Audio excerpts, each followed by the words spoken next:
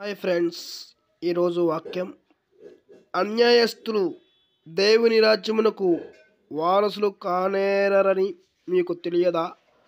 మోసపోకుడి, జారులైనను, విగ్రహారాధికులైనను, వ్యభిచారికులైనను, ఆడంగి తలంగల వారైనను, పురుష సమయోగులైనను, దొంగలైనను, లోపులైనను, త్రాగుబోతులైనను, దూషకులైనను, దోచుకుని వారైనను దేవుని రాజ్యమునకు వారసులు కానేరరు. మీలో కొందరు అట్టివారయుంటిరి గాని ప్రభు యేసు క్రీస్తు నామమున మన దేవుని ఆత్మయందు మీరు కడగబడి పరిశుద్ధపరచబడిన వారై నీతిమంతులుగా తీర్చబడితిరి.